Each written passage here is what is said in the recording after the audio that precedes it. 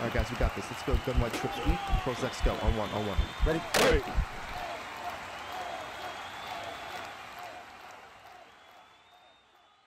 What's up, guys? It's Pick'em with HuddleGG, and in today's video we're going to go over how to block the nickel 3-3 cub blitz that a lot of people have been running lately.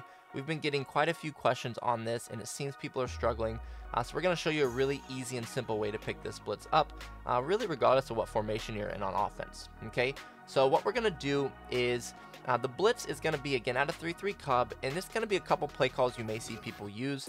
It's going to be any of these plays that have the 3 down linemen rushing plus those 2 outside linebackers. So you may see Sam Will blitz 3, you may see outside linebacker blitz 1, you may see Mike blitz 0.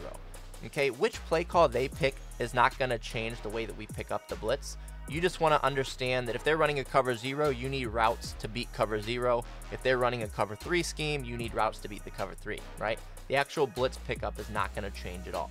Okay, so what they're going to do here to set this up is they're going to shift their line away from the tight end. If there's no tight end on the line, they're going to shift their line away from the running back. Okay, so when they shift them away from the running back, they're going to crash up, and then they're going to bring their user here above the D tackle. Okay, when they do this, what you're going to see is they're just overloading the left side of the field. Okay, that's the reason why they do it away from the tight end and away from the running back, is just to make sure that it's not easily blocked, right? They're really trying to overload our 3 left of screen linemen, right? They have 4 threats. They have the user plus the 3 people rushing, and we only have our center, left guard, and left tackle, right? Our right guard can't get there, our right tackle can't get there, and our running back's going to struggle to get there unless we set up the protection appropriately. Okay, and obviously, the first thought that people have is just move the running back over or move the tight end over. Okay, that doesn't really work because all they would have to do is shift their line over and move their user, and they can do that a lot quicker than we can motion a whole player to the opposite side of the field, right? So we don't want to get into a motioning game or a flipping game, just because at that point we're not even going to get the play off, right? We're just going to run out of time. So we want to be able to block it without having to motion extra players or come out in specific formations.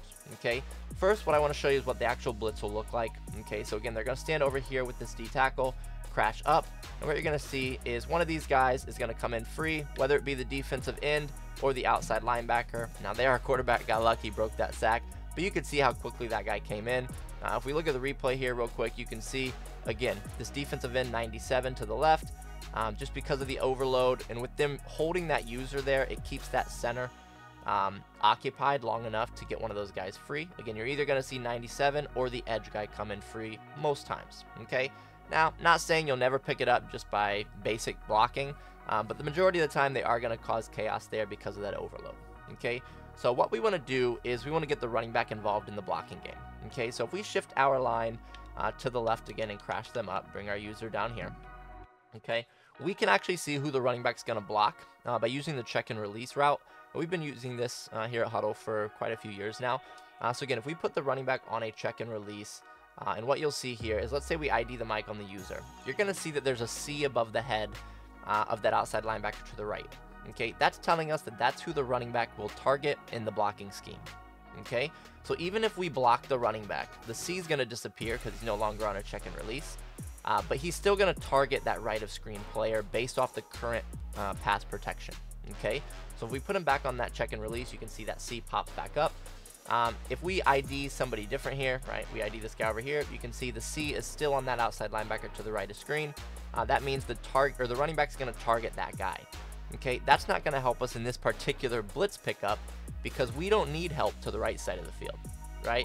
Our running back blocking to the right side of the field is not going to really help us pick this blitz up. Now, if you just block your running back, it may help a little bit, but you're still going to get the pressure in. You're going to get frustrated because, again, he's going to target right where the overload's coming left, so that's kind of not attacking where we want him to attack, right? What you'll see is, again, if there's an M and a C on the field, like we said, the running back's going to pick up the C. If we ID this guy over here to the right, you can see the C disappears. So if you ever have a check and release on the field and there's only an M, that means the running back's going to pick up the M. Okay, if there's an M and a C, the running back picks up the C. If the C disappears, that just says that you put the mic where the C is, and the running back's just going to pick up that guy anyways. Okay, so what we want to do is we want to either get the C or the mic by itself to the left side of the screen. right?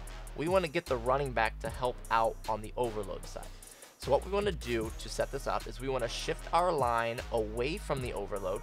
Okay, so if they shift their line left, we're going to shift our line right. And then we want to ID the outside linebacker to the overload side. Okay, so now when we look at the play art, you can see that the running back is going to now target the M on the left because there is no C, right? So we said if there's no C, the running back will target the M. Okay, so this is what we want.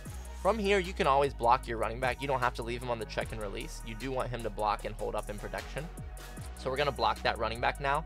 And what you're going to see is he's going to immediately target the left side of the field. Okay, so if we say hike here, let's bring that user back down.